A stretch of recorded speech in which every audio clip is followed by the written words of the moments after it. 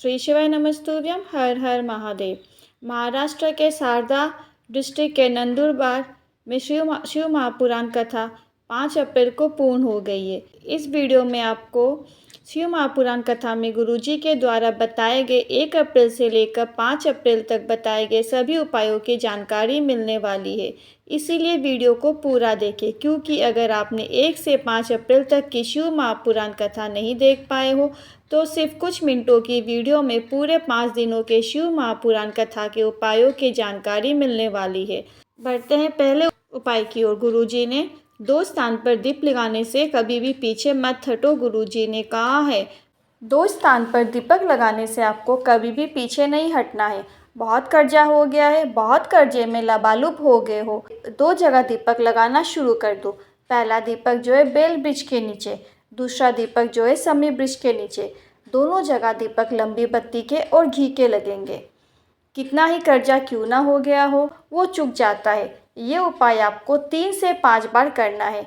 ये उपाय आप कभी भी किसी भी दिन कर सकते हैं, पर विशेष दिन जैसे सोमवार, प्रदोष, शिवरात्रि, मासिक शिवरात्रि, इन तिथियों पर करेंगे तो आप अधिक से अधिक लाभ प्राप्त कर सकते हैं। बढ़ते हैं अगले दूसरे विशेष उपाय की ओर। नवरात्रि पूर्ण होने के बाद जब नवरात्रि की 10वीं तिथि आएगी तो गुरुजी ने सभी से एक विशेष उपाय करने को कहा है। गुरुजी ने कहा है, मान लो कर्जा बहुत मात्रा में हो गया है, बहुत अधिक कर्जा हो गया है, आप फंस गए हो, फसल अच्छी नहीं आई है, बहुत टेंशन में जीवन चल रहा है कि पैसा कैसे आएगा, पैसे की आवक बिल्कुल भी नहीं है, तो 5 समी पत्थर, 5 दूबा और 5 बेलपत्र लेकर आपको भोलेनाथ के मंदिर में पहुंच जाना है।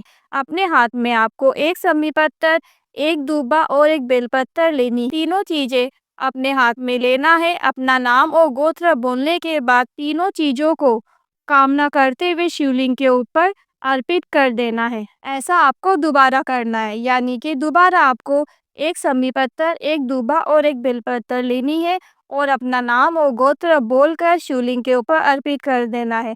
ऐसा आपको 5 बार करना है। जब आप ये उपाय करें तो आपको श्री शिवाय नमस्तुभ्यम, नमः शिवाय या ओम नमः शिवाय मंत्र बोलते हुए आपको ये उपाय करना है। इसके बाद आपको 1 कलश जल 3 बार करके शिवलिंग के ऊपर अर्पित कर देना है और आप बाबा से निवेदन करेंगे कि बाबा बहुत कर्जा हो गया है, व्यापार नहीं चल रहा है, तुझको ही संभालना है। गुरुजी ने कहा 3 माह के अंदर ऐसा पत्र आएगा जिसमें आप स्वयं बताएंगे कि बाबा ने आपको क्या प्रदान किया है। जब आप शिवलिंग पर जल अर्पित करेंगे तो थोड़ा सा जल जो जलाधारी से गिरता हुआ नीचे की ओर आएगा, उसे आपको थोड़ा सा प्राप्त करके अपने घर पर लाने के बाद मुख्य द्वार के ऊपर थोड़ा सा छींटन कर देना है। उसका छींटन कर देना है मुख्य द्वार के बीचों बीच छींटन करे और व्यापार वाले स्थान पर उस जल का सींचन करे, छींटन करे। पैसों की ऐसी आवक होगी जीवन में जो आपको कभी कर्जा नहीं लेने देगा। ये विशेष उपाय आपको किसी भी नवरात्रि की 10वीं तिथि, जैसे ही नवरात्रि की 10वीं तिथि आए उस दिन आपको ये उपाय करना है। आपके जीवन में पैसों की आवक होने लगेगी। अब बढ़ते हैं अगले तीसरे उपाय की ओर। गुरुजी ने बिल्कुल नए उपाय की जानकारी देते हुए कहा, किसी को मंदिर में पूजन करते समय, भजन करते समय गलत सोच आते हैं, गलत विचार आते हैं। किसी को ख्याल आता है, कहीं मांस दिखता है तो कहीं लोग कहते हैं कि हम तो अच्छा करने गए थे तो हमारे साथ गलत विचार क्यों आते हैं।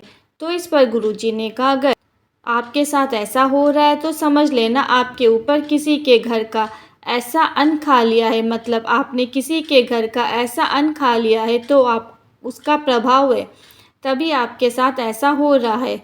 और इसे समाप्त करने के लिए आपको 5 प्रदोष में उपाय को करना है। 5 प्रदोष आपको ये उपाय करना है। अपने हथेली के मध्य में देसी गाय का घी को लगाना है। इसके बाद शिवलिंग के ऊपर अपनी हथेली को रखना है।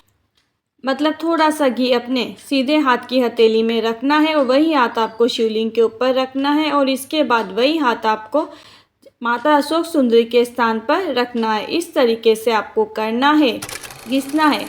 बस आपको इतना ही करना होता है। ऐसे में आपको किसी के घर का यदि आपने गलत अन्न खा लिया है। यदि आपके मन में गलत विचार भी चल रहे हैं तो वो दूर होने लगते हैं। ध्यान रखिए, आपको 5 प्रदोष उपाय करना है। ये उपाय गुरुजी ने अभी हाल ही में चल रही है श्री शिव महापुराण कथा नंदरपुर महाराष्ट्र की कथा में बताया। वीडियो में बताई गई जानकारी आपको पसंद आई हो तो वीडियो को लाइक, शेयर और सब्सक्राइब करें। श्री शिवाय नमस्तुभ्यम। हर हर महादेव।